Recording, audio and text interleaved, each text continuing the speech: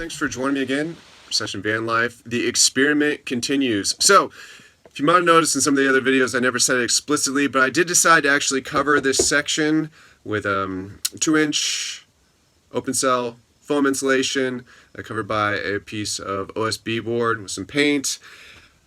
I decided, you know what, I want to have a little bit of insulation. My issue was always I didn't want to give up the light. And you can tell it's not perfect, like you can see in this back corner. There's a little bit of light that still comes through. But basically, I thought, you know what, I'm going to be sleeping up there. It doesn't really matter. There is enough headroom. There's enough clearance. And so let's go ahead and insulate that.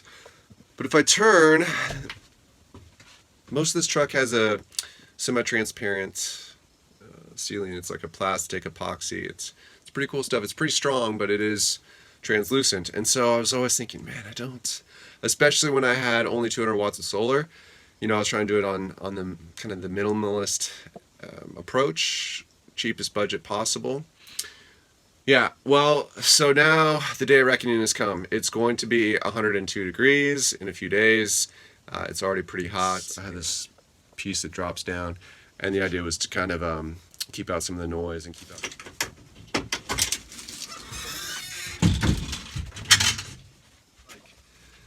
So the only redeeming part of that is you can kind of like flip it down, and maybe it'll keep out some noise. But noise is trickier than I thought originally. Do something like this. You can fold it down, and maybe I could put some kind of cool mural, some kind of mountain scene, or some kind of, you know, fun, upbeat colors for during the day, and then maybe flip it up, and it's this cooler, you know, more chilled out blue at night, and so, or whatever, just kind of. It's nice, I feel like, to have some ability to change the space. But anyways, you could probably just do a curtain. Again, a lot of my ideas with this whole experiment is what works and what doesn't. And I'm enjoying the experience. Hopefully I can share some of the things that I think I never saw people do on YouTube videos, and things I wanted to try, and things that seemed like, this is a problem, this might be a potential fix. This, I'm 50-50. Maybe if I get some really cool thing on there, then I'll appreciate it more. But right now it's just blank plywood, so not that rewarding. Anyways, yeah, so it's going to be very hot. And so I've installed the first piece here. And I'm not exactly sure, but this is just 2-inch foam insulation. Okay, so we're able to clean out all those pre-existing light fixtures. And there's a couple leads that I'm sure are hard to see here, but a couple here, couple here, couple here. It's nice just to have a circuit tester. Actually, they're pretty pricey. If you go to Lowe's, they might charge you $30 or $40. You can go to Harbor Freight, and you can get them for $6 or $7. They do the exact same thing. They come with instructions. I mean, for our purposes, we're not trying to become electricians. We just sometimes want to test to see what the voltage is of a battery, or if there's any current going through a couple lines like these. Styrofoam, you're going to have multiple pieces of lumber. Also, what I need for this, I need kind of like a driver drill kit. I needed a electric drill, so I needed electricity. I needed a pry bar and a hammer. I needed, like I said, the circuit tester. So getting all these things, again, try to get them used. Try to go to something similar to like a, you know, used thrift store version of a tool shop. You can get used paint and things like that. Otherwise, it's going to cost you an arm and a leg. And the point of all that I was also trying to make was you need space. I mean, you're not going to be able to live in this thing because it's all torn apart. Half of my stuff is outside, and so you're going to need some kind of place to go to do the build out, especially if you do it incrementally.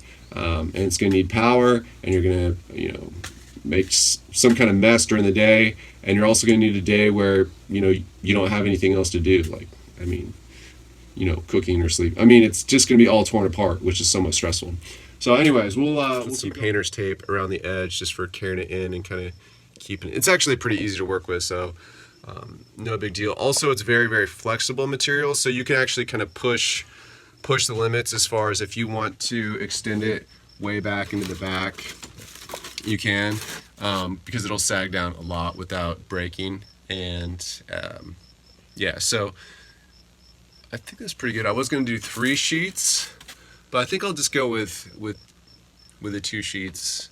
You know, sometimes I kind of jip you on the materials, like it's not a true 1-inch piece. So the 1/2 inch one here is not really a 1/2 inch, and this 1-inch stuff is more like 3/4.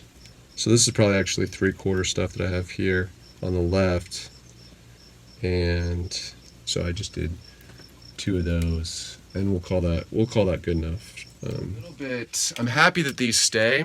If you cut them nice, I mean, there's no tape or anything holding that up there. That's just the pressure of the piece is just cut. It's just cut so well.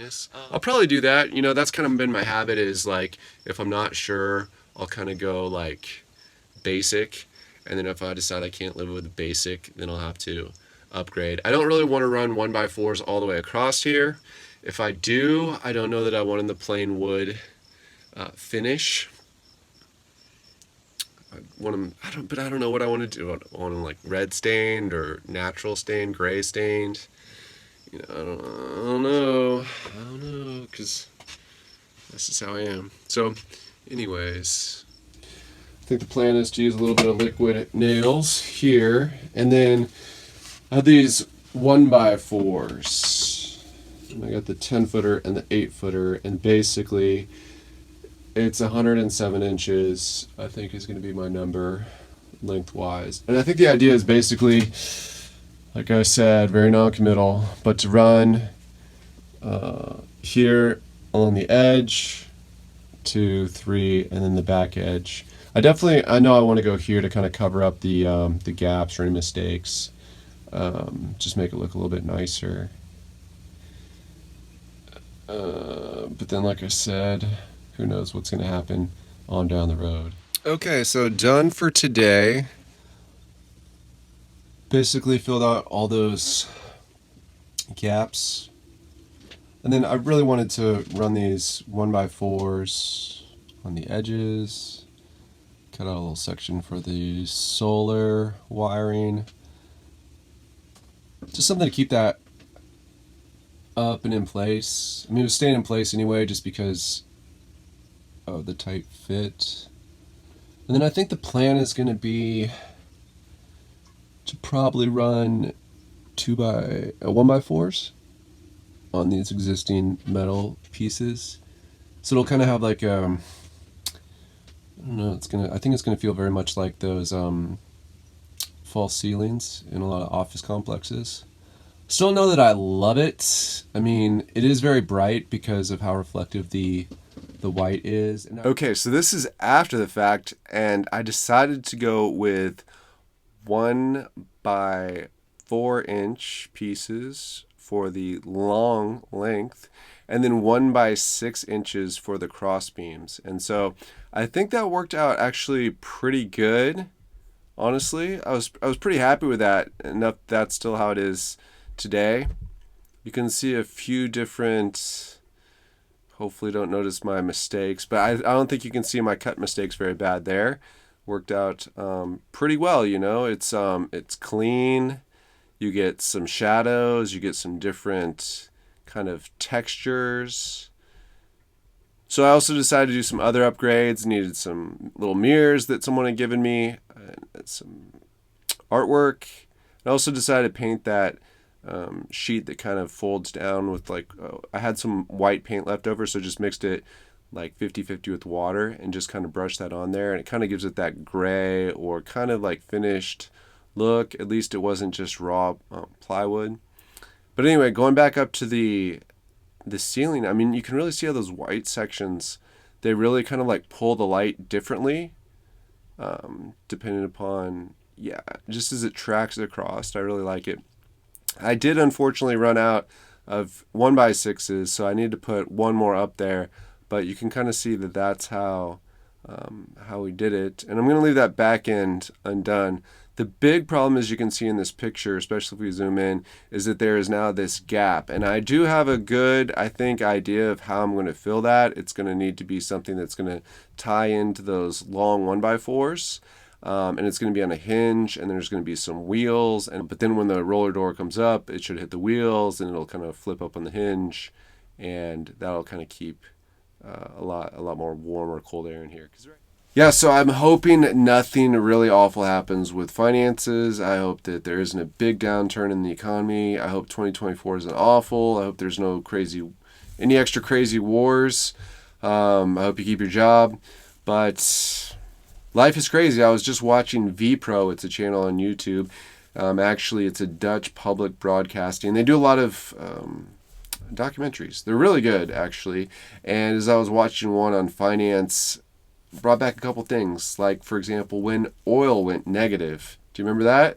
In 2020, the cost of storing it was more than the cost of selling it. And so people were actually just trying to get it off their hands at a loss. It went negative. Do you remember Wirecard?